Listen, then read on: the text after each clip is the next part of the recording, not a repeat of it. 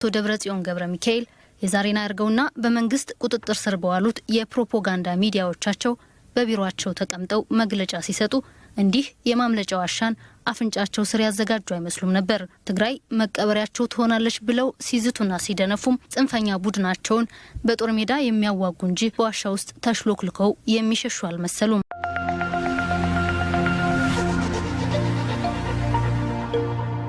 በ5 ሚሊዮን ብር ብቻ ለ10 ቤቶች የወጣ ልዩ ቅናሽ በውቢቷ ሲኤምሲ አፍሪካን ኮንቬንሽን ሴንተር ፊት ለፊት ምንም አይነት የብር ጭማሪ የሌለበት በካሬ 98000 ብር ብቻ ከ50% የባንክ ብድር ጋር የተመቻቸ በ10% ቅድመ ክፍያ ጀምሮ ባለ 1 መኝታ በ720 ሺህ ብር፣ ባለ 2 መኝታ በ1 ሚሊዮን ብር፣ ባለ 3 መኝታ በ1.3 ሚሊዮን ቅድመ ክፍያ። በተጨማሪም በጣም ውስን በሆኑ ቤቶች ላይ የተደረገ 30% ቅናሽ በካሬ 74000 ብር ብቻ። እንዲሁም በውስጡ ጂም፣ ስፓ፣ የልጆች መጫወቻ፣ የመዋኛ ገንዳ ከበቂ ፓርኪንግ ጋር አዘጋጅተንሎታል። ለበለጠ መረጃ ስክሪኑ ላይ ባለው ስልክ ይደውሉ። ድሪም ቢልደርስ ሪል ስቴት። ጽንፈኛው የህወሓት መሪ አቶ ደብረጽዮን ገብረ ሚካኤል የዛሬና ያርገውና በመንግስት ቁጥጥር ስር በዋሉት የፕሮፓጋንዳ ሚዲያዎቻቸው በቢሮአቸው ተቀምጠው መግለጫ ሲሰጡ እንዲህ የማምለጫ ዋሻን አፍንጫቸው ስር ያዘጋጁ አይመስሉም ነበር። ትግራይ መቀበሪያቸው ትሆናለች ብለው ሲዝቱና ሲደነፉም ጽንፈኛ ቡድናቸውን በጦር ሜዳ የሚያዋጉ እንጂ በዋሻ ውስጥ ተሽሎክልከው የሚሸሹ አልመሰሉም። ለትግራይ ህዝብ አለን ከጎንነን ባዩ የጁንታው የህወሓት መሪ ግን ቢሮአቸውን እንዲህ ወናትተው በቢሮአቸው ቅጥር ባዘጋጁት የኮንክሪት ዋሻ እግሬ አውጭኝ ብለዋል። በዚህ የህንጻው መውጫ የዋሻው ሽሽት የሚጀምር ሲሆን ውስጥ ለውስጥ ከ300 ሜትር በላይ ያስኬዳል። ሻለቃ አምባቸው እንደሚሉት ከመንግስት ህግ ማስከበር ዘመቻ መጠናቀቅ በኋላ የጽንፈኛው ህወሓት ቡድን መሪ ጽህፈት ቤትና እሰወርበታለሁ ያሉት ማምለጫ ዋሻ በቁጥጥር ስር ውሎ የአደባባይ ሚስጥር ሆኗል። ስታመልጥም ድብደባ ቢኖርም ኮንክሪት የሚባለው የምሽግ አሰራር እንደዚህ ነው። ኦኬ ዋሻ ሰው የሚደበቅበት ወይ መሪ የሚያዋጋበት ምናምን ነው። ስለዚህ እዚህ ሆነው አዋግተው ሊሆን ይችላል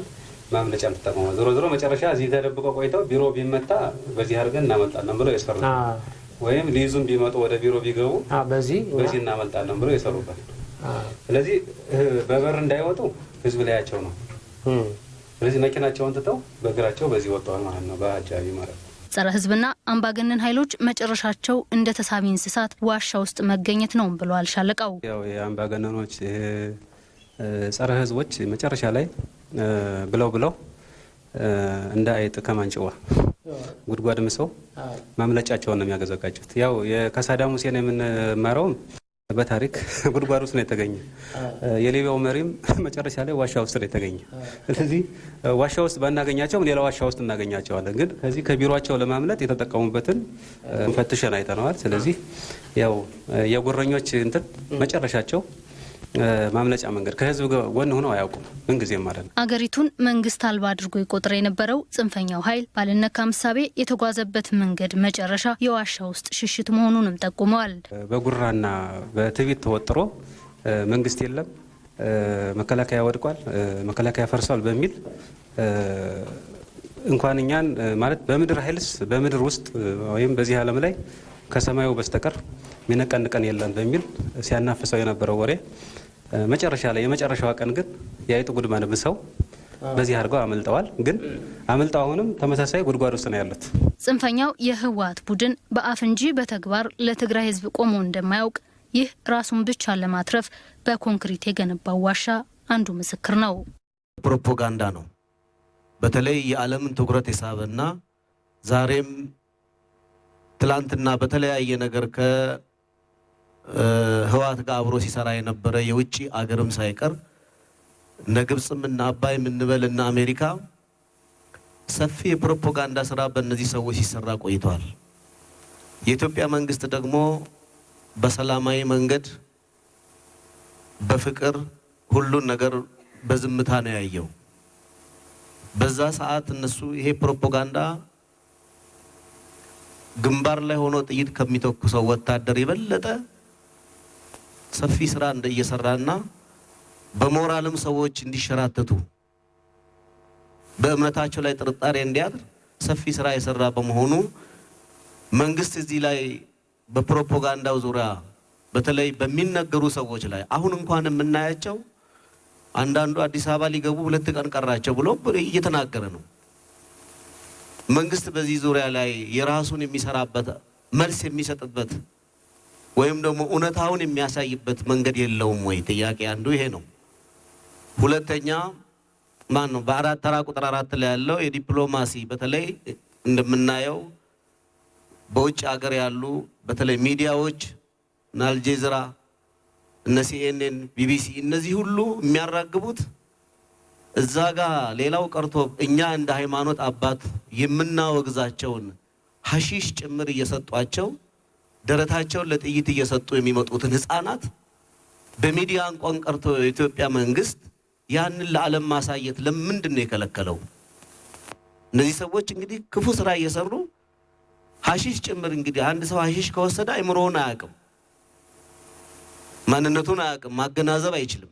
እንዲህ እያደረጉ ህፃናትን ሳይቀር አስታጥቀው ወደ እሳት እየማገዱ የኢትዮጵያ ሰራዊት ደግሞ በስነ ምግባር ያደገ ሰራዊት በመሆኑ አናኗሩም ሁሉም ሰራዊት ማለት ይቻላል ሃይማኖት ያለው ስነ ምግባር ያለው በስነ ምግባር የታነጸ ሰራዊት ስለሆነ እንዴት ህዝብ ላይ ተኩሳለሁ ብሎ ራሱ እየሞተ ህዝቡን የታደገ ሰራዊት ነው። ይሄ በዲፕሎማሲ ስራ አምባሳደር ተብለው ወደ ውጪ የሚላኩ ዲፕሎማቶች ምንድነው ስራቸው? ምንስ እየተሰራ ነው? ውጤቱስ ምንድነው? ያመጡትስ ውጤት ምንድነው? እንደ መንግስትስ ይሄን መንግስት እየገመገመ ነው ወይ? ብዙ አምባሳደሮች አሉ፣ ብዙ ዲፕሎማቶች አሉ። ወይም ደግሞ ያ የነበረውን ስርዓት የሚያቀነቅኑ ናቸው ወይ ያሉት? ሽፋን የሚሰጡ ናቸው ወይ? ትክክለኛውን የኢትዮጵያ ገጽታ ማሳየት የሚችሉ ናቸው ወይ?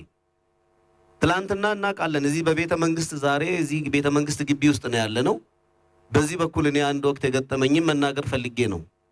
ጎማ በዚህ በኩል ሳልፍ ጎማ ተኛብኝ። በዋናው አስፋልት በኩል ጎማ ሲተኛብኝ ያለኝ አማራጭ ቤተ መንግስት ነው። ፈራው የሚባለው እንግዲህ ያው በወሬ የምንሰማው ተኩሶ ነው የሚመታው ነው የሚባለው። አሁን በድሮ ይዤ ነው እኔ አሁን ይሄ የሆነው ጎማ የተኛብኝ አሁን ነው። በዚህ በለውጡ የዛሬ ዓመት አካባቢ ክረምት ነው እንደዚህ እንደምታዩኝ ለብሼ ያለው ልብስ እንደዚህ ለብሼ ወርጄ ጎማ መቀየር አይችልም። ቆምኩና አዛር ዳብርቼ ቆምኩኝ። ፍርሃቴ ወታደር ነው እዚህ ቤተ መንግስት ነው ይመታል የሚባል ነው የተነገረን ሲያደርጉም ስላየን። ከላይ ወረደና ወይ የሚቆጣኝ የሆነ እንትን የሚል መስሎኝ ነበር። ምልክት አምጥቶ መኪና እንዳይገጨኝ አርጎ እሱ በዝናብ ውስጥ ለኔ ጥላ ሰጥቶ እሱ ከነ ሚሊቴሩ ጎማ ቀይሮልኝ ለኔ ጥላ ሰጥቶ እንዲህ አርጎ በኢቲክስ ያደገ ወታደር ጎማዬን ቀይሮልኝ ሂዱ ብሎ በአክብሮት ተሸኘኝ ወታደር ነው። ከዛ በፊት የነበረው ወታደር ግን በሰደፍ እየመጣ በሰደፍ ወይ በአፈሙዝ አስፈራርቶ የሚያባርር ወታደር ነበር። ይሄን ወታደር መደገፍ የማንችል ከሆነ ምንም አማራጭ የሌለን ሰዎች ነን። እኔ በበኩሌ በግሌ ግንባር ድረስም ሄደን ልንጸልይ ልናበረታታቸው ከጎናቸው ልንሆን ያስፈልጋል። እኔም ማየው የትግራይን ህዝብ አይደለም። የትግራይ ህዝብ ዛሬም ነገም ምስኪን ነው። የተሰራበት ፖለቲካ ግን ከበስተጀርባው የግብጽም የሱዳንም ፖለቲካ ማየት ያለብን፣ የነ አሜሪካን ፖለቲካ ማየት አለብን። ለነሱ ደግሞ እኛ እዚህ ያለነው ህዝብ የሃይማኖት አባቶችም ዲፕሎማቶችም የሲቪል ማህበራትም ሁላችንም በአንድነት ሆነን እኛ ለመጥፎ ነገር የማንገዛ የማንመች ህዝብ መሆናችንን በተግባር ማሳየት አለበት። ነገር ግን ጥያቄ የሚሆንብኝ በዲፕሎማት ዙሪያ ላይ ምን ያህል መንግስት ውስጡን እያየ ነው? ምን ያህል እየተሰራ ነው? በኔ በኩል ምንም ስራ እየተሰራ አይደለም ብዬ ነው የማምነው። ሁለተኛ ስመለስ ወደ ሀገር ውስጥ ስመለስ ዛሬ እውነት ነው መንግስት ለውጥ አድርጓል። ወደ ሃይማኖት ውስጥ ስንገባ ግን በሃይማኖት ካባ ውስጥ ገብተው ዛሬ 70-80% በሃይማኖት ጥላ ውስጥ ቁጭ ብለው ለህወሓት የሚሰሩ የሃይማኖት አባቶች አሉ።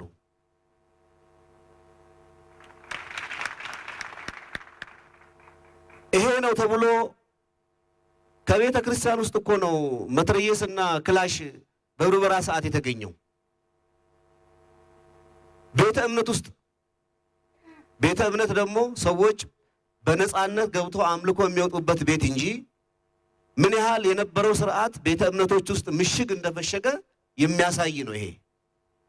ዛሬ እነዛ ሰዎች ናቸው እዚህ ቁጭ ብለው በፕሮፓጋንዳ ሌላው ቀርቶ ባለፈው እንግዲህ ቅድም ፕሮፌሰር እንደተናገሩት መንግስት ለሰላም ብሎ አርሶ አደሩ አርሶ እንዳይራብ በጊዜ ክረምት ሳይመጣ ይረስ ብሎ ነፃነት አፈሙዝ ገዘቅዝቆ ሲመለስ እዚህ ከተማ ውስጥ የነበሩ ሰዎች እዚህ 22 ጋር ነው እንግዲህ 22 ከተማችን ነው የኢትዮጵያ ባንዲራ ወርዶ ሲቃጠል ያየነው እዚሁ ከተማችን ውስጥ ነው 22 ላይ በየቤተ እምነቱ ውስጥ ጂፓስ ይሄ ድምጽ የሚሰጥ መሳሪያ ይዘው የወያኔን ትግል ዘፈን የሚጨፍሩ የሃይማኖት አባቶች ናቸው ያየነው እዚህ ቦታ ላይ አዲስ አበባ ተመልሰው ገቡ ብለን እስከሚመስለን ድረስ ይሄ ምንድነው ፕሮፓጋንዳ ነው። በዚህ የተነሳ መንግስት ተከታትሎ እኛም በጥቆማ ጠቁመን እነዚህ አካላት ናቸው ብለን በምንሰጥበት ሰዓት ይሄዳሉ፣ ጣቢያ ይታሰራሉ። ዳኛው የቀድሞ የድሮ ሰዎች ናቸው በዋስ ብሎ ይለቃል። አቃቤ ሕጉ የድሮ ስርዓት የሚያቀነቅኑ ሰዎች ናቸው። ምንም ክሱን አደበስብሰው ሰዎቹ ይመለሳሉ። ድሮስ ምን ልታመጡ ነው? ገና ተመልሰን መተን እንገዛቸዋለን እየተባለ ነው። በዚህ ዙሪያ ላይ ብልጽግና ምን እየሰራ ነው? ምን እያደረገ ነው እንዴ? አሁን ቅድም በሚነገርበት ሰዓት አቶ ተስፋዬ ቅድም በሚያነሱበት ሰዓት ላይ ጥሩ ነው። 100 ሚሊዮን ህዝብ እያወራን ነው። 100 ሚሊዮኑን ህዝብ ግን አብቅተናል ወይ? አደራጅተናል ወይ? ግንዛቤ ሰጥተናል ወይ? እስከታች ድረስ ወርዶ እውነት ነው። ድሮ ምርጫ በግድ ነበር። ውጣና ምርጫ ካርዱ ሰር ተብሎ የሚነገርና በግድ ወጥቶ የሚመርጠው።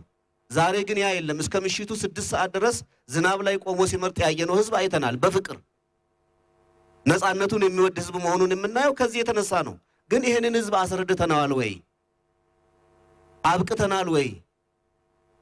ቅድም ሲባል አብዛኛው የዚህን መንግስት የዚህን ስርዓት ለውጥ አይቀበልም ሳይሆን እኔ አብዛኛው የሚለውን አልቀበለውም። እኔ ጥቂቱ ብንል ጥቂት ያውም አይሞራቸውን በጥቅም የሸበቡ ሰዎች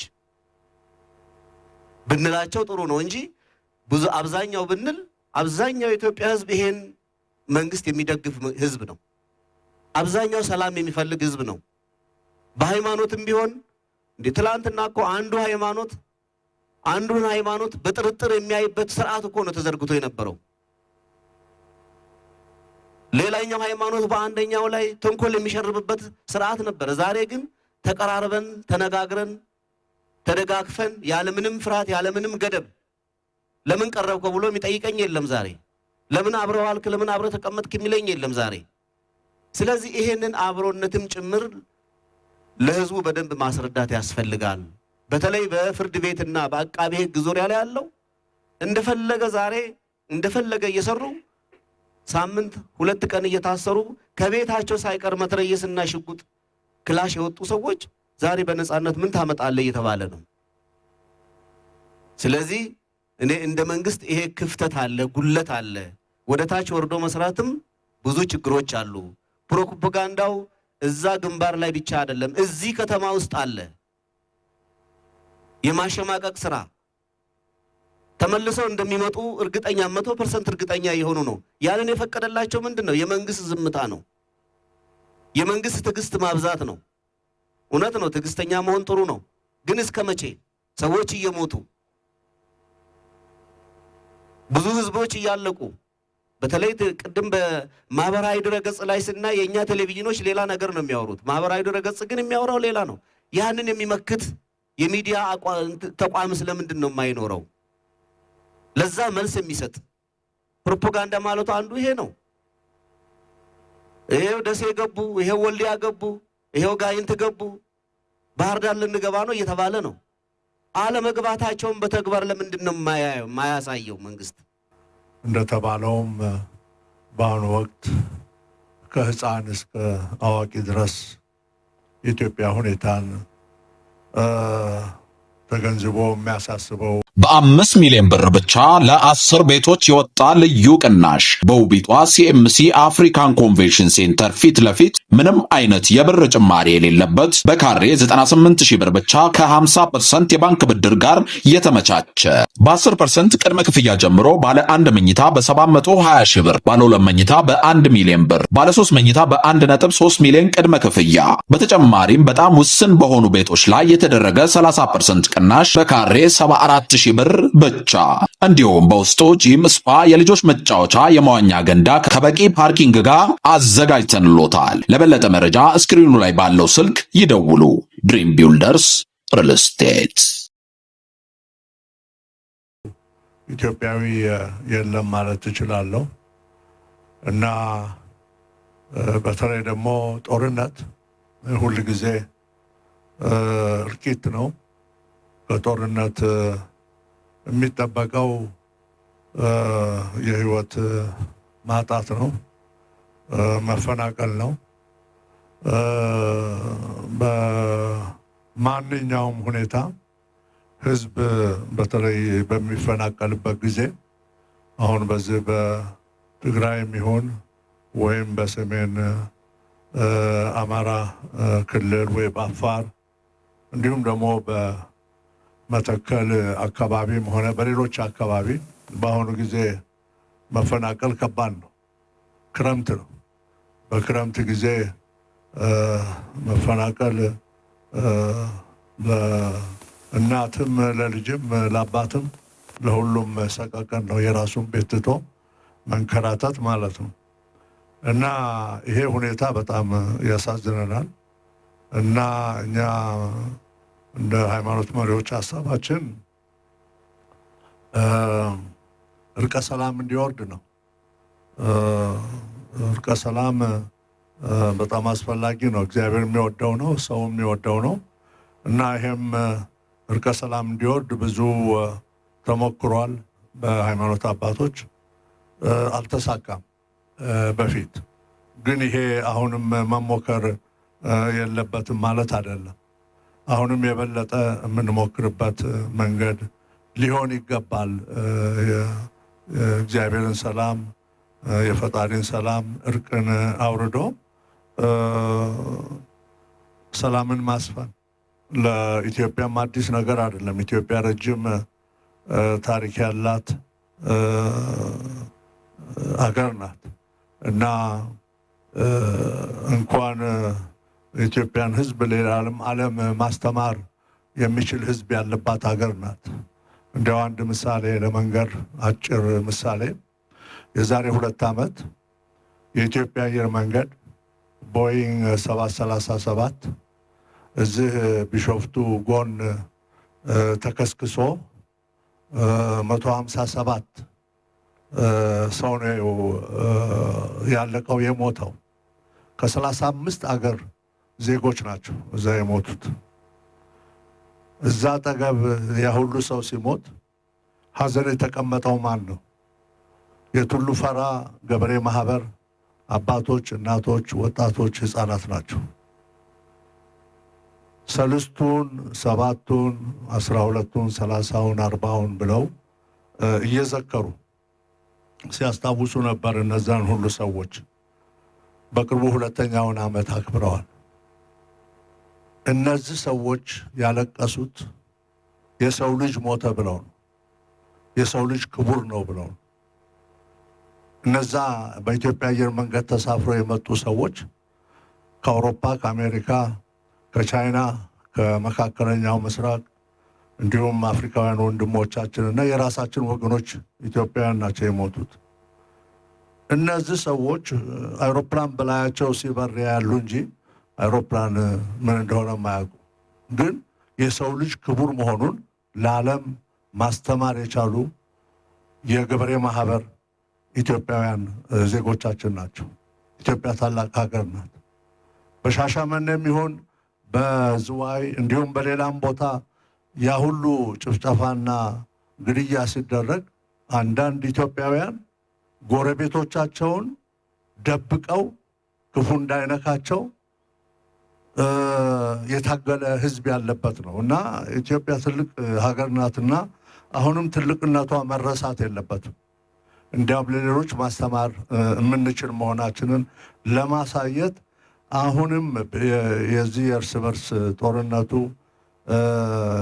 የኛ ኢትዮጵያን መጠቋቆሚያ እንዳያደርገን እርቀ ሰላምን ላይ መስራት ይኖርብናል ባይነኝ እኔ እና ምናልባት ይህንን ስንሰራ ብዙ ተጽዕኖ አለ። በተለይ የእርቀ ሰላም ሂደቶች እንዳይካሄዱ መስመር እንዳይዙ በብዙ አቅጣጫ ጫና ይደረግብናል፣ በተለይ ከውጭ።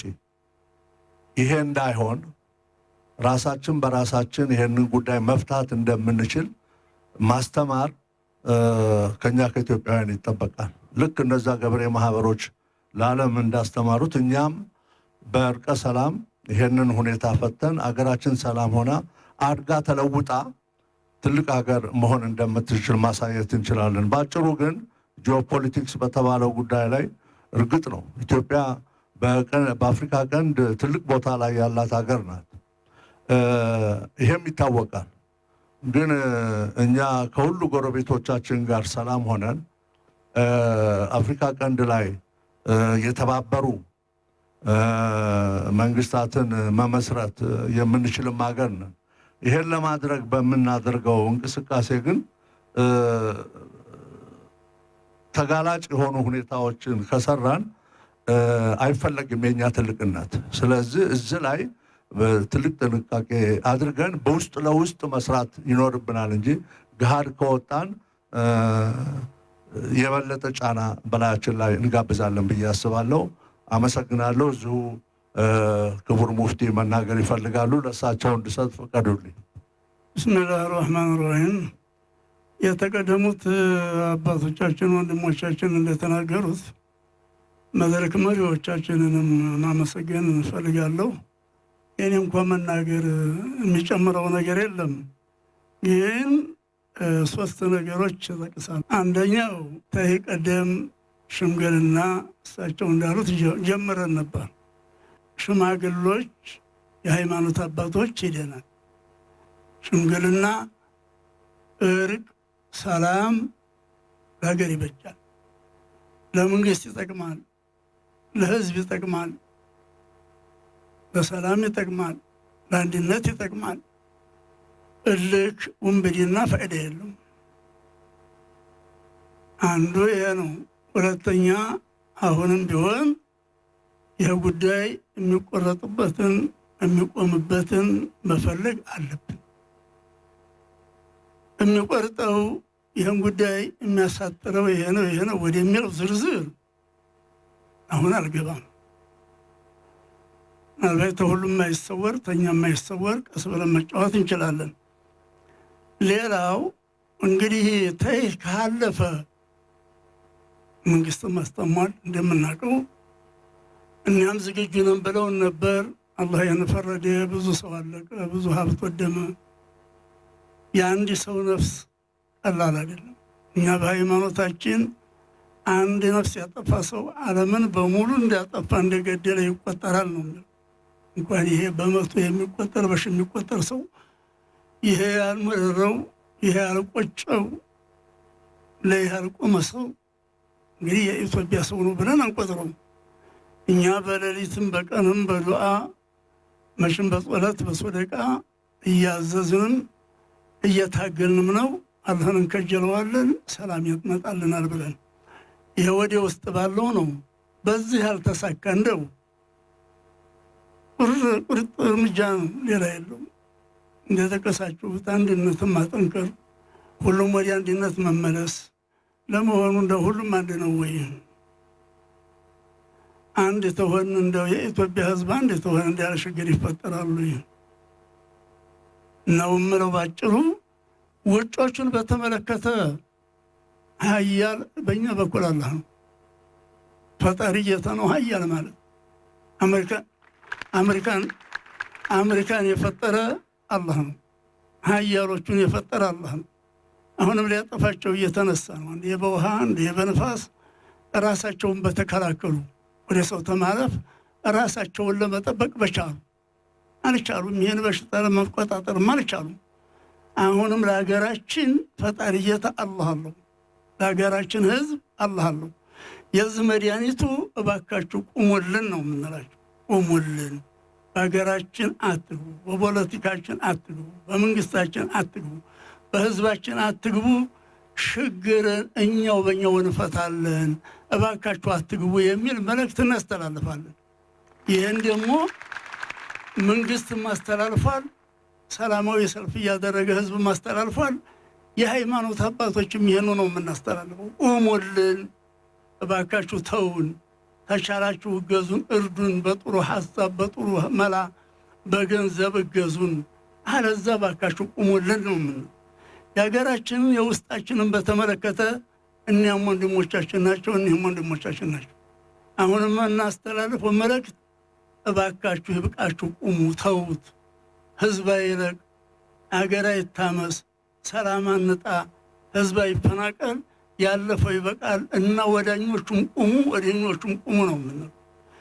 እንግዲህ መቆረጫውን አጭሩም መቆረጫ በተመለከተ እያደርን እንመካከራለን። አመሰግናለሁ። ሀገራችንን ሰላም አላህ ያርግልን። ቅድም እንደዚሁ አቶ ዛዲቅ ያስቀመጡት 5 ዓላማ አድርገው የያዙትን 5 አይነት መንገዶች ያስቀመጡበት ሁኔታ አለ።